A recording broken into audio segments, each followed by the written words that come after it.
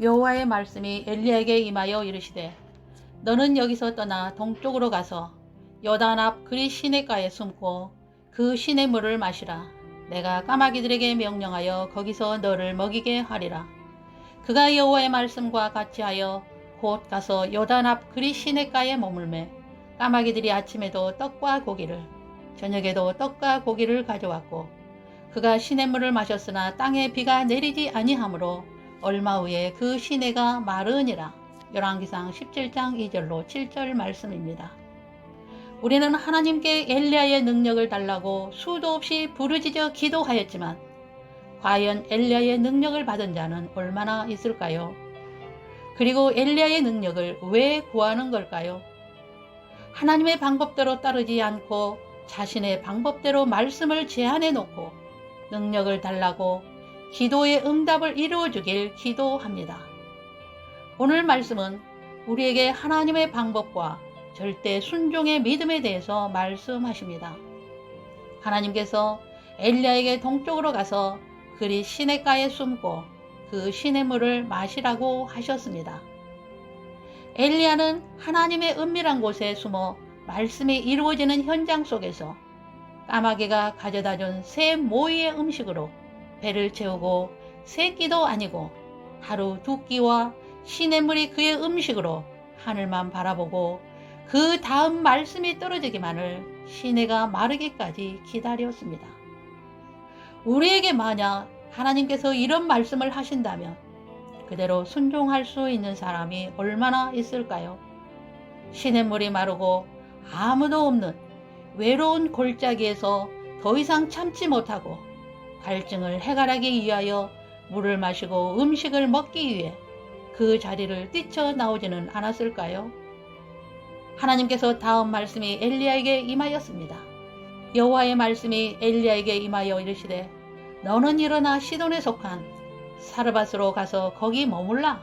내가 그곳 과부에게 명령하여 내게 음식을 주게 하였느니라. 그가 일어나 사르밧으로 가서 성문에 이를 때에 한 과부가 그곳에서 나뭇가지를 줍는지라. 이에 불러 이르되 청하건대 그릇에 물을 조금 가져다가 내가 마시게 하라. 그가 가지러 갈 때에 엘리야가 그를 불러 이르되 청하건대 내 손에 떡 한 조각을 내게로 가져오라. 그가 이르되 당신의 하나님 여호와께서 살아계심을 두고 맹세하노니 나는 떡이 없고 다만 통에 가루 한 움큼과 병에 기름 조금 있을 뿐이라. 내가 나뭇가지 둘을 주어다가 나와 내 아들을 위하여 음식을 만들어 먹고 그 후에는 죽으리라. 열왕기상 17장 8절로 12절 말씀입니다. 까마귀가 물어준 음식에 배가 고픈 엘리야를 부잣집에 가라고 하셔서 대접을 받게 하신 것이 아니라 과부여 다음 끼 음식조차 없는 한 끼 음식으로 내일부터 굶어 죽으려고 한 찢어지게 가난한 과부의 집으로 가라고 하실 때 엘리야는 한마디도 하나님께 변명이나 질문조차 하지 않고 그런 말씀대로 순종하였습니다.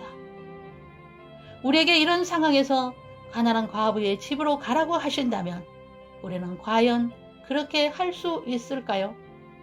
하나님께서 우리에게 빈 마음과 겸손과 청빈을 배우게 하십니다. 그리고 침묵하게 하십니다.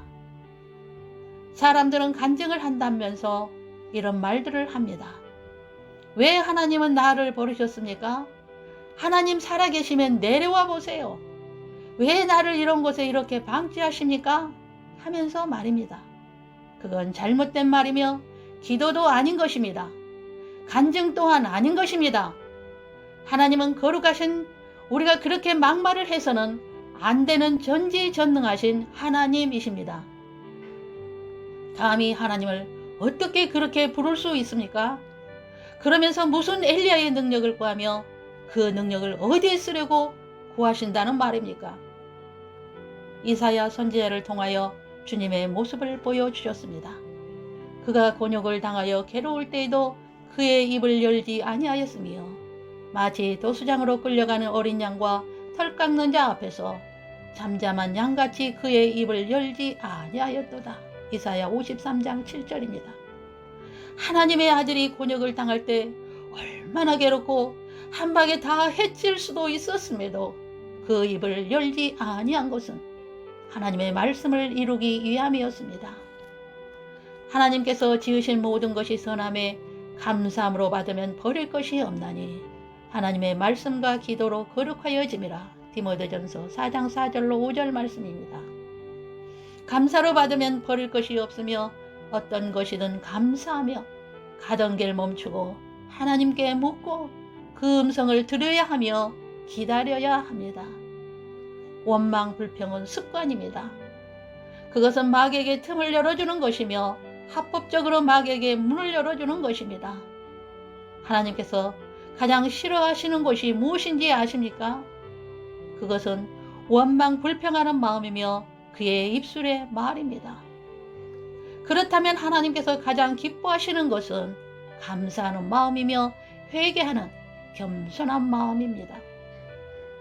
형통한 삶과 평안의 삶으로 인도를 받기 위해서는 말씀과 기도로 거룩하여 예배와 기도와 감사로 하나님의 말씀을 묵상하며 입을 함부로 열지 않고 다음 말씀이 임할 때까지 겸손히 기다려야 합니다.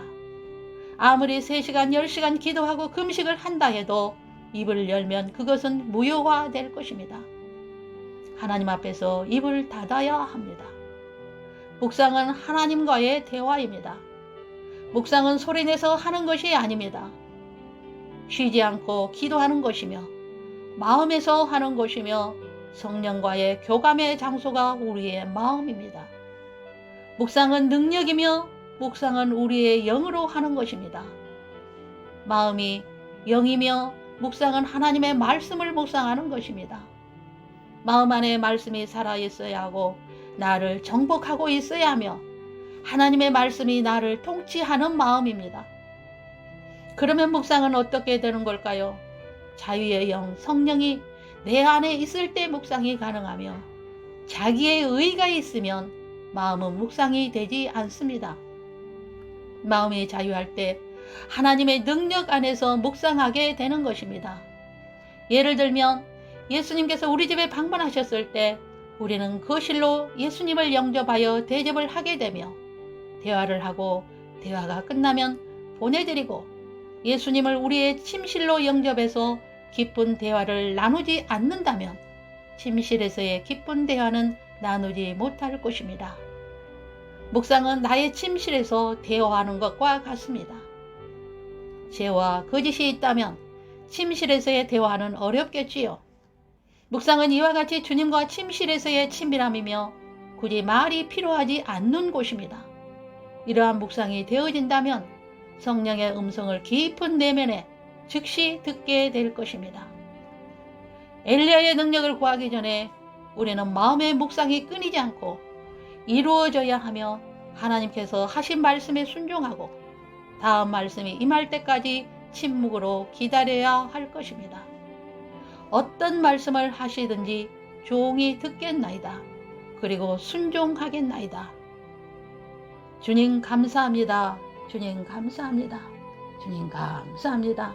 할렐루야.